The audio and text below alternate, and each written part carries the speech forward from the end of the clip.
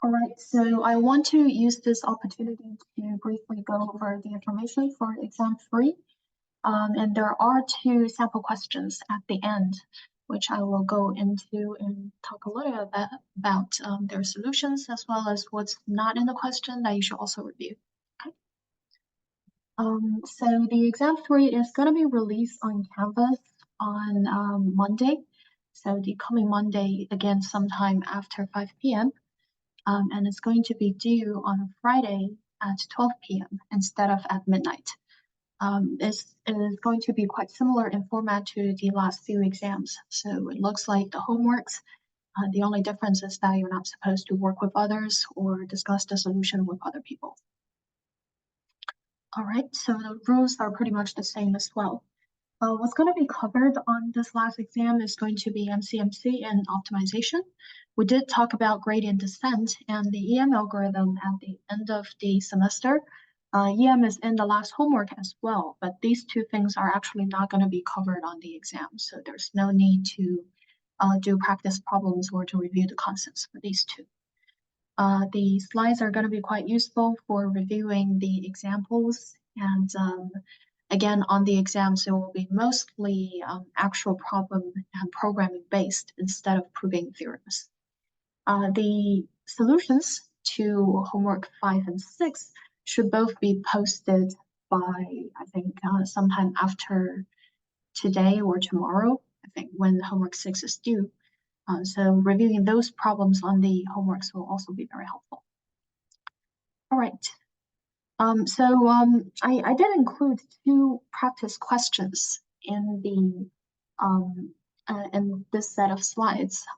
However, on the actual exam, there are going to be 3 problems, and there's going to be a last question that's related to Gibbs sampling. So which is the case for if you want to draw samples from a multivariate target distribution. So this is something that's not covered in the sample questions, but I promise you it's going to be on the exam. So please make sure that you will review the lecture and the homework examples on Gibbs sampling as well. Okay. So let's do a brief review of the concept that is going to be on the last exam. The first thing is going to be MCMC. The basic idea of MCMC is that if you cannot directly sample from a target distribution, then the purpose of MCMC is you set up a Markov chain that might start from somewhere that's far from the target distribution, but in the long run is going to converge to the target distribution as its stationary distribution. So that's the distribution of the XTs, where XTs are your samples over time as your T goes to infinity. So they're going to convert to some distribution you'd like. This is very useful when you cannot directly sample from a distribution. For example, when the analytic expression for the PDF or CDF cannot be found.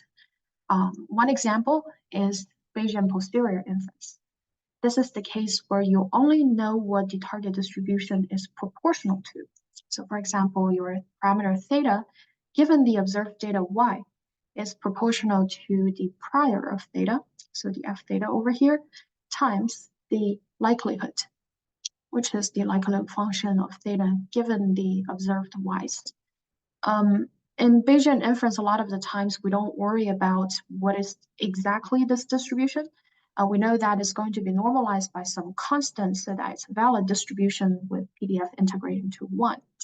But working out that denominator is very complex and involving. A lot of the times we don't know what exactly it needs to be. We just need to know what the posterior distribution is proportional to. So that's an example where the PDF or CDF is unknown. You only know what is proportional to. You don't know what exactly it is. So you can't directly sample from this distribution. However, for MCMC, you will be able to say, I just need to know my target distribution is proportional to this. Then I can set up the Markov chain where the samples drawn are going to be from this distribution. So for MCMC, because we know that the at the end, it's going to converge to the target distribution we like. So maybe the initial draws is something we don't want to use. Then we treat the initial samples before convergence as burn-in samples. we toss them away and use the remainders, which are called post-burn-in samples, obtained from the Markov chain as samples from the target density. Once you have those samples, you can just treat them as direct samples from a distribution you like, and you can do all of the Monte Carlo stuff that we have been doing. So that includes Monte Carlo inference. A very common application is trying to get the Bayesian EAP, which is the posterior mean. Right? Just figure out, here's my target distribution, what is the expectation of theta in the posterior distribution? What you can do is toss away the initial draws, the burn-in samples, and use the remainders, which you believe are from this distribution, calculate its average, and that's going to give you a Monte Carlo estimate to the Bayesian EAP. All right.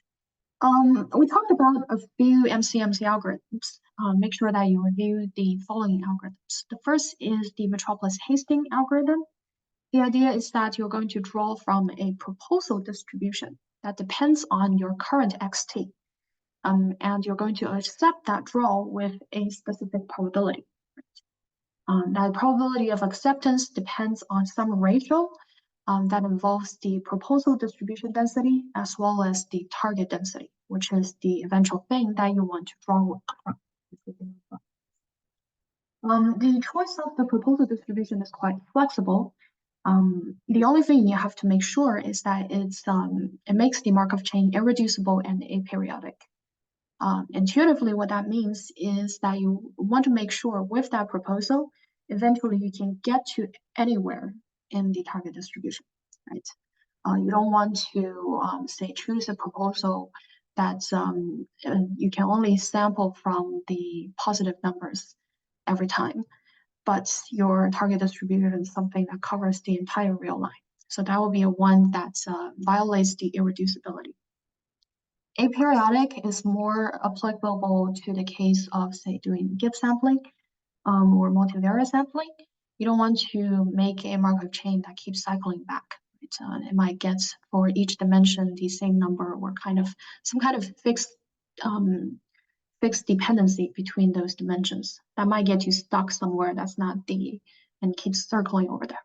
Right? Okay, so that's the Metropolis-Hastings algorithm. We sample from the proposal that depends on xt, and we accept with a probability that depends on both g and f. Metropolis-Hastings has a few special cases. One of them is the Metropolis sampler. The idea is that we use a symmetric proposal distribution where g of xt given y is equal to g of y given xt. We know that the original MH algorithm, the ratio looks a little bit involving. You have to compute a ratio that involves the product of g and f with the xt and y flipped. And with the Metropolis sampler, because the proposal is symmetric, these g of xt given y and g of y given xt on the numerator and denominator cancel out, and the ratio you work with is much simpler. Another example we talked about was the independent sampler, which is the case where your proposal does not depend on the current xt. So your proposal is just a fixed distribution where you draw from every time. What that enables you to do is to make the proposal draws before, not sequentially, because it doesn't depend on the current xt. So if you want to run a chain of length 1000, you can start with, say, drawing 1000 samples from some distribution g, and every time you just need to decide whether you accept or reject that draw. So make sure you know the different variants of the Metropolis-Hastings. We also talked about the multivariate case, where we have the Gibbs sampling algorithm. The idea is that our target distribution is a random vector, a d-dimensional vector, and its target density is a multivariate density. Right? The idea of Gibbs sampling is that at each iteration, you want to sequentially draw each dimension, so small d from 1 to large d, from the full conditional distribution of that dimension, given the most recent draws on the other dimensions. In other words, you will need to figure out conditioning on the other dimension's current values, which I denote by x minus d over here. So that's every dimension except the current one you're drawing. What is going to be the distribution of the current dimension? and you draw a new sample for that dimension, update the value for that dimension only. Because you iterate this for each dimension, in each iteration of the gift sampling algorithm, you will end up updating every entry of this d-dimensional X. But everything else is quite similar. Another concept we talked about in MCMC is monitoring convergence. This is needed to determine an appropriate chain length for reaching the stationary distribution. If your chain is run too long, you know that you might be wasting computational time and resources. If your chain is not long enough, you might be starting to draw inferences before your samples have reached the stationary or target distribution you like. So we don't want either of them happening, and that's why we want to monitor convergence to see when is a good time to stop. And this is the time we can start to compute the post-burn-in, say EAP or something else. We introduced two methods for monitoring chain convergence. The first is a visual method, which is using a chain plot. The idea over here is that you're going to just generate a line plot of the samples you get from the first to the last iteration, where the x-axis is the iteration number and the y-axis is the actual samples you draw. Right? Once you create the chain plot, then you can look at whether the chain seems to have stabilized. Right? Sometimes you see that there are still trends that are going on.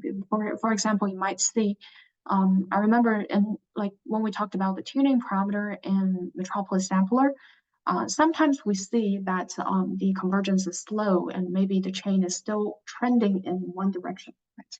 That's an indication that the chain has not stabilized. But if you see that after some time, the chain plot, it looks like the samples are fluctuating, but fluctuating around some constant value, that usually indicates that, okay, it might be fine. You might be reaching the stationary distribution already. The other method we talked about for monitoring chain convergence is the Gelman-Rubin R-hat. This is a measure of between versus within chain variability of independent chains with different starting values. I don't know if any of you encountered issues in doing the R-hat problem in the homework. The idea is that you want to make sure that if you have several different chains with different starting values, try to choose these starting values so that they are over dispersed with respect to your target distribution. So for example, if your target distribution, you believe that it's something that should be centered around, say, normal 0, 1, you might want to choose a few initial values that are really far away.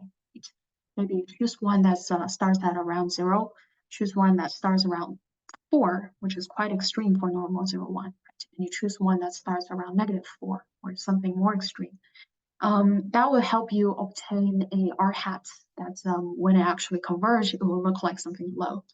The consequence of you choosing not sufficiently over-dispersed values of R-hat, so for example, if you choose 3 chains that start from, say, -0.1, 0, and 0.1, when your target distribution is normal 0, 1, you might actually get converging chains, but because the starting values are so close, the resulting R-hat you get might be surprisingly large, just because initially it's not far away enough. Okay. Okay, so the R-hat, we make sure that you know how to compute it. You know which value of it usually indicates convergence. Conventions we have are usually 1.1, or a more laxed one is 1.2. If it falls below that, then it usually indicates that you're fine and your chains have converged, although they started at different places. And make sure you also know how to determine your burn-in length based on R-hat. The idea is that you want to monitor how the R-hat changes over time. You can generate that kind of convergence plot where the y-axis is R-hat and x-axis is iteration number. Right? And that will help you determine when is a good point to stop by looking at when is your R-hat sufficiently low. Okay. Okay, so we draw the samples, and eventually our purpose is to use the target distribution samples to do the stuff we like. Right? In Bayesian inference, one thing we're interested in is posterior inference. when your MCMC target distribution is the posterior distribution, then in this case, after tossing away the burn-in samples, you can use the remainders to do all of the Monte Carlo stuff you like. Right? Make sure you know how to compute the posterior mean, posterior standard deviation, and say a posterior 95% interval if you're asked to do so. You might also benefit from plotting the histogram or the density of the posterior draws. That gives you some kind of approximation to what is the posterior distribution look like for theta given the observed data 1. And yeah. So that was the MCMC. The other thing that's going to be covered on this exam is solving nonlinear equations. We talked about a couple of methods for solving nonlinear equations and how they can be useful for optimization as well. Right? So here are a few methods that I'd say to focus on when you try to do your reviews. The first is bisection. The idea is that when you're trying to find the root, you know that at point A, the function is positive. At point B, the function is negative. And that's a continuous function, then it must cross the x-axis at some point. Right? And you want to find that point. The idea of bisection is that at each iteration, you want to cut the interval by half based on the sign test of what is the middle point's f value. Is that the same as the sign of FA or FB? And then you can cut the interval. We talked about a more efficient method, Newton-Raphson, which has quadratic convergence rate. The idea is that at each iteration, you want to approximate the original nonlinear function by a first-order Taylor approximation, which is its tangent line. Right? Instead of finding the root to the original nonlinear equation, you try to find the root of that linear approximation instead. So in each Newton-Raphson iteration, you will need to find that tangent line. Right? Two things you need to compute include what's the function f evaluated at the current guess sk, what is the first derivative, which is essentially the slope of that tangent line. Based on those two things, you will be able to know where you want to move next. Your next xk plus 1 is going to be somewhere that moves in the direction of the ratio between fxk and f prime of xk. Newton-Raphson methods works well when you have a simple function in the sense that it is convex or concave, depending on whether you're trying to find the maximum or the minimum. It doesn't work well when you have a complex function where the slope in the regional, like the small neighborhoods changes, local intervals change, and the function probably has multiple points where the slope starts to change, etc. So it doesn't work well for those kind of functions, and it doesn't work well, especially when your initial guess is far away from the true solution. When your initial guess is close, it might be fine because your linear approximation might be a good guess to what the function looks like in that small local neighborhood. However, if for those functions that are not convex or concave, or the slope is pretty irregular in different neighborhoods, if you start from too far away and you apply Newton-Raphson, it's possible that the algorithm diverges. I mentioned this just so that you have this in mind.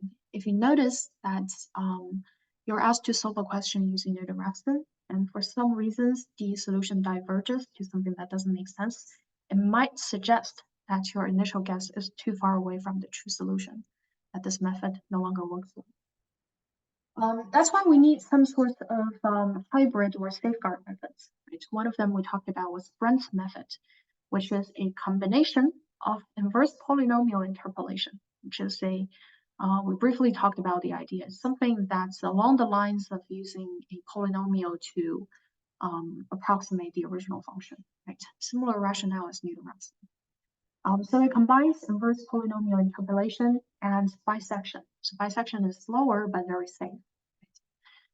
For Brent's method, you don't need to know how to implement it from scratch, but we talked about that there's an R function called uniroot that implements the Brent's method to find uniroots. Right. So in addition to solving nonlinear equations, we talked about optimization. We talked about how closely related these two problems are. Right? The essential idea is that a lot of the optimization problems are first converted to finding the first derivative to the objective function, and then you can find the root of the first derivative of the objective. That gives you something that's either minimum, maximum, or the saddle point to the original function. We talked about a couple of methods for nonlinear optimization. One of them is grid search. The idea is that you're going to evaluate the function exhaustively over a range of specified parameter values, and you use that to identify the optimum. The other we talked about is finding roots of the derivative. So if you can find f prime to the objective function, you can use the methods on the last page, like the ones over here, to try and find what is the root to the derivative, and that should gives you some kind of local optimum. We also talked about some built-in functions for minimization. Right? For unit dimensional problems, we mentioned optimize, which does minimization. You can ask it to do maximization by specifying some additional arguments. There's a multidimensional built-in function in R for minimization called optim. For this one, it does minimization. So you want to, if you're doing a maximization problem, make sure you convert it to the objective to the negative of the original objective.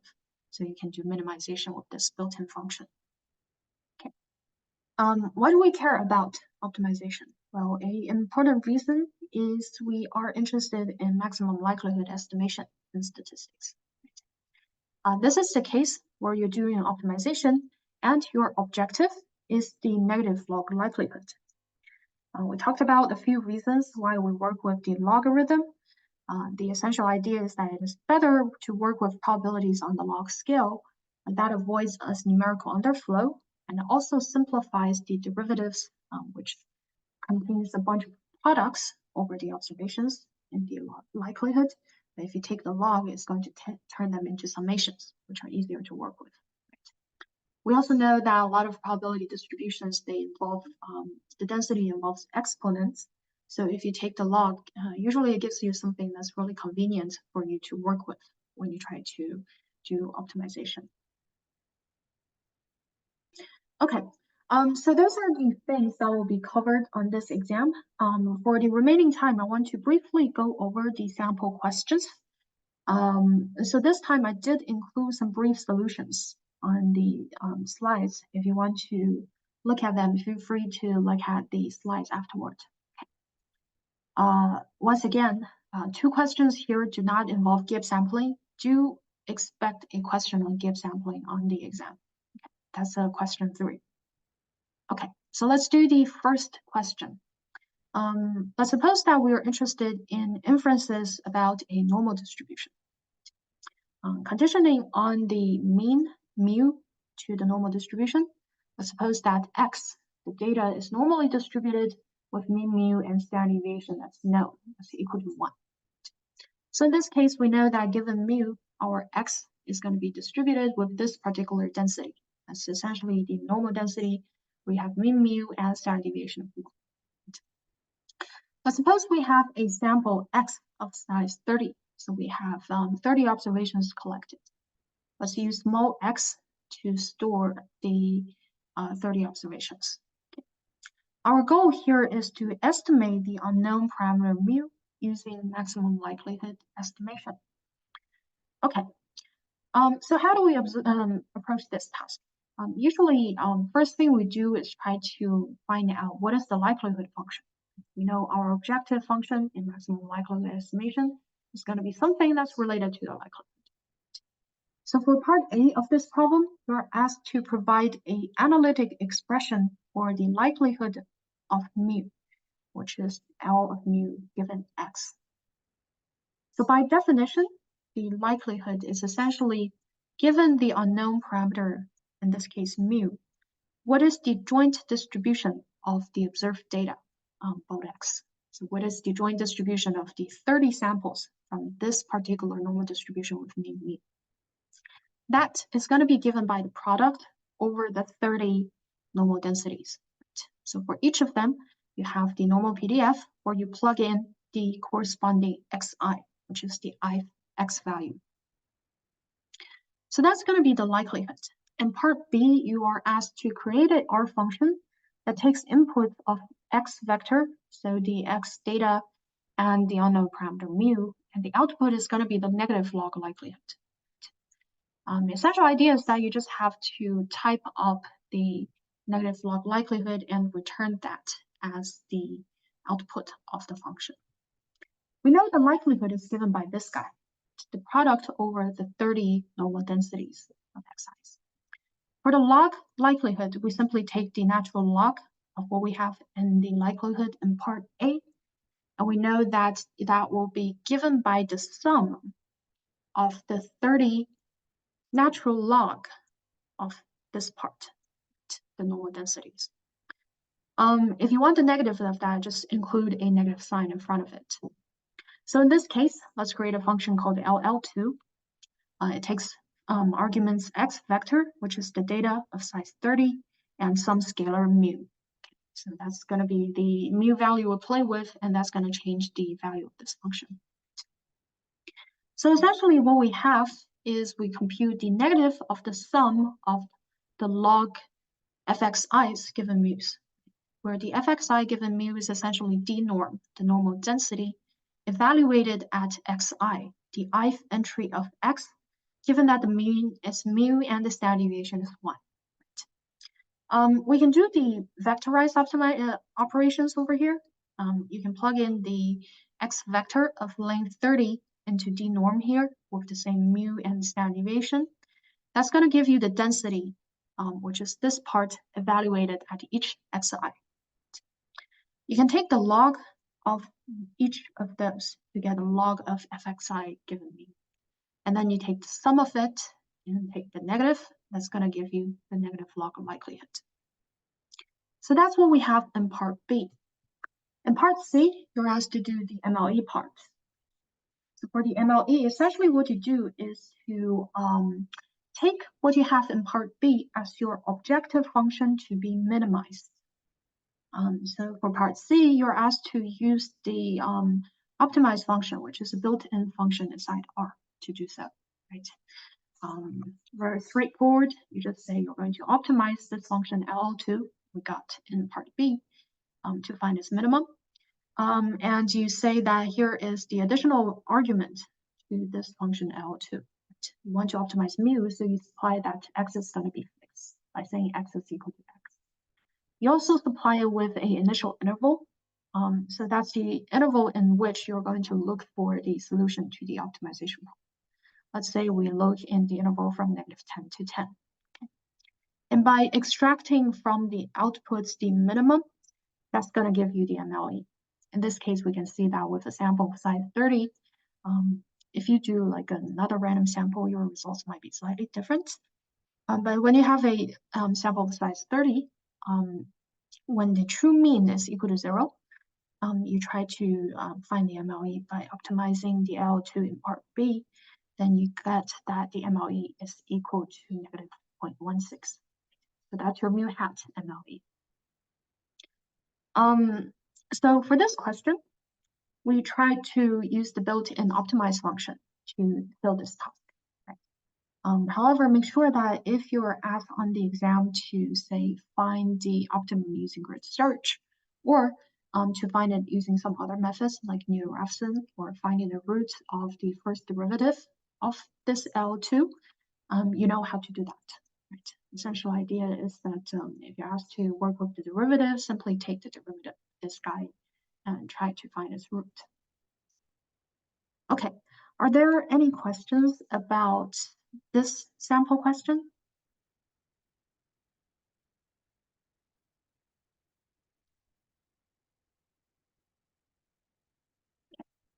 Then let's do sample question 2, which is same problem, but this time let's do Bayesian inference. Okay. So we're still interested in making inferences about the unknown parameter mu, but this time we use Bayesian methods where we try to do posterior inference. Let's suppose that we have some prior beliefs about the distribution of mu. Let's say our prior distribution for mu is the standard normal. And we want to use the X sample of size 30 to update our prior beliefs and get the posterior distribution of mu given the observed data X.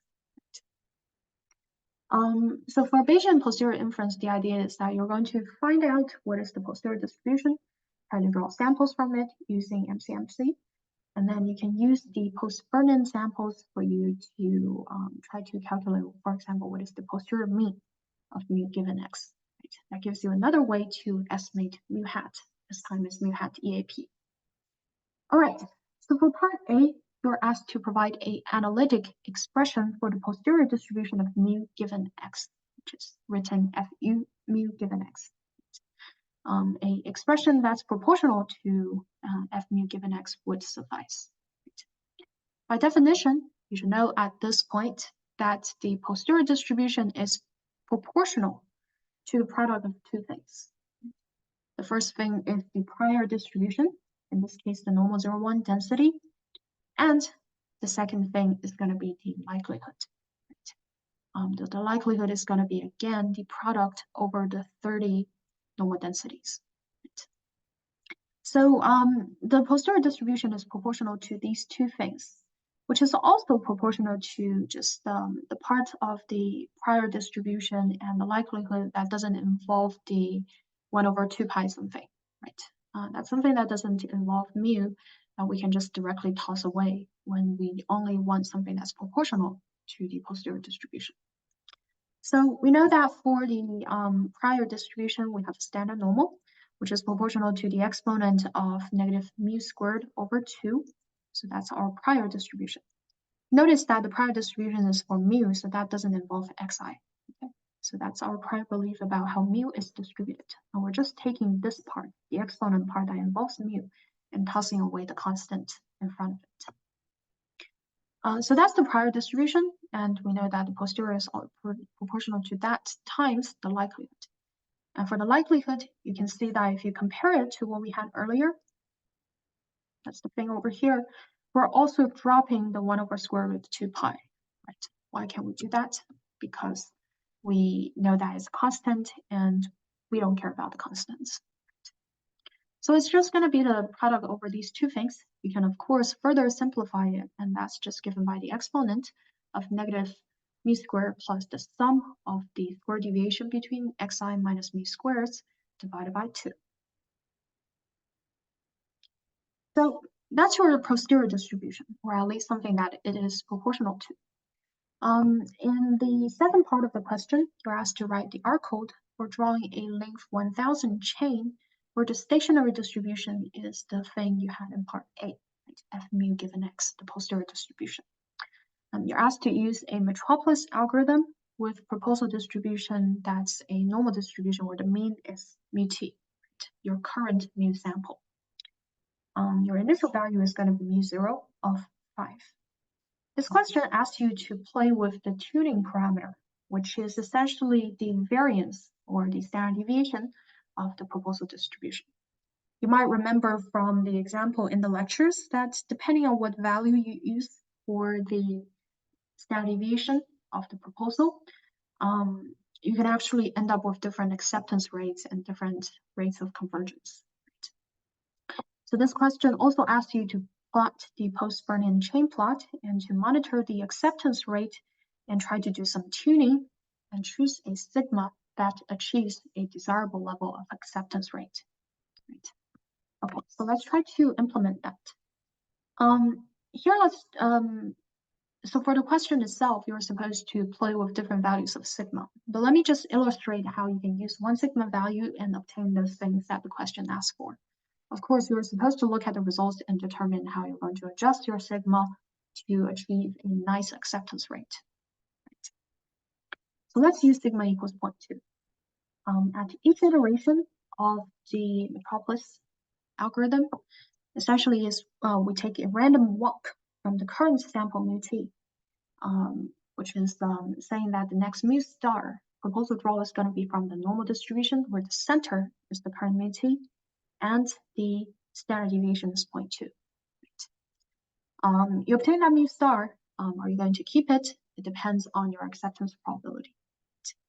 For the Metropolis sampler, we know that the acceptance probability is going to be simplified into just the ratio between the target density evaluated at the proposal draw and the current mu-t.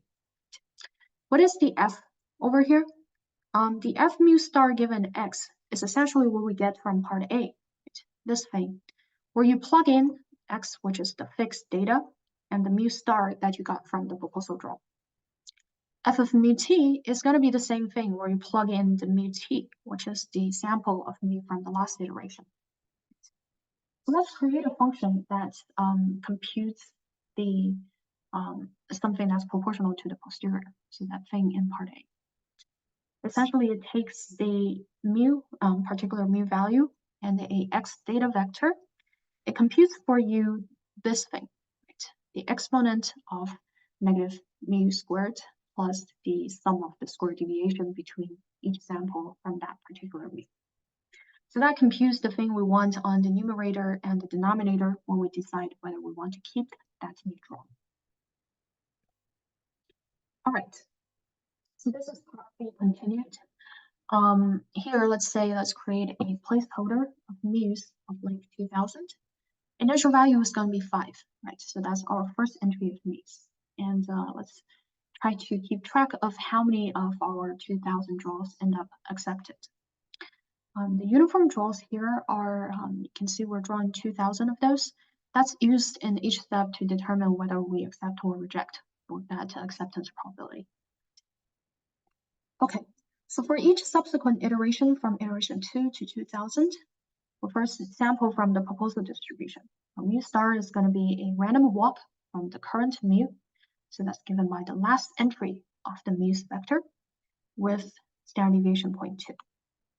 So we draw that mu star and compute the acceptance probability, which is the ratio given over here. Essentially, plug both the proposal draw mu star and your last mu t, so the last entry of mu's, into the function we had on the last page, which is f of mu given x, or something it's proportional to. Your acceptance probability is going to be the ratio between these two things. And if your J uniform draw is less than that probability, then you accept the draw. Update your next mu to the new mu star you draw from the proposal, and you increment your number of accepts by 1. Otherwise, you don't increment your accept, you reject the draw and say the next one is just going to be the same as the current one. Your acceptance probability at the end is going to be how many you accepted divided by the chain length. In this case, it's about 0.67. Okay, so based on this acceptance probability, are you going to make mu larger or smaller? Let's think about what is a desirable acceptance probability. We said that in general, somewhere around 0.3 is nice. Right? So our 67% is a little bit too high. And as a consequence, what usually happens is that you can see initially, the draws actually move quite slowly, right? So you can see that eventually it seems to converge, but at the first part, it seems like it's walking very slow, right? So if you want your acceptance probability to be closer to 0.3, what you would do in this case is to be slightly more adventurous in doing the random walk, right? How do you do that? You can try to make the sigma in the proposal density a bit larger than 0.2. If your acceptance probability is too low, so somewhere like 0.1 or 0.15, what you can try to do is to be a little bit more conservative when you take the random walk. And the way you do that is to make your proposal standard deviation a little bit smaller. All right, so here's the corresponding chain plot. It's very simple to generate that. Essentially, you just plot the mu's over the 2000 entries of the vector. State type equals L, that's going to generate a line for you, right? We didn't choose a very nice proposal density in this case. We didn't do tuning, and the acceptance probability is a bit too high, so we can actually do better in achieving convergence. But you can see that after about 1000 draws, it seems like the draws have stabilized and reach the stationary distribution. For part 3 of this question, you're asked to compute a Monte Carlo estimate to the mu hat EAP, the posterior mean of mu, the normal mean, given your observed sample of size 30. And you're asked to discard the first 1,000 iterations as burn-in. That's very simple for you to do. You know that the mu's now contain all the draws you got across the 2,000 iterations. What you need to do is just toss away the first 1,000 and use the remaining 1,000 from the 1,001st entry to the 2,000th entry. Compute the average, and that gives you the EAP estimate. And you can see that if we use the same data as what we generated earlier, the mu hat EAP is about negative 0.15. So in this case, it's actually quite close to the MLE of negative 0.16 we got earlier. All right, so I think that's it. Are there any questions about the second one? Or any questions about the exam or these concepts in general?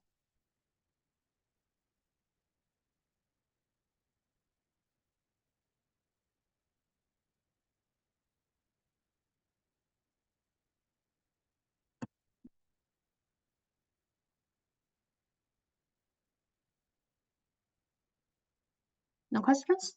Okay. If there are no questions, then that's pretty much it. Good luck with the rest of the semester. If you're taking the exam, good luck with the exam. I'm sure you're gonna do great. Thank you. Thank you. Bye-bye. Thank you, Professor.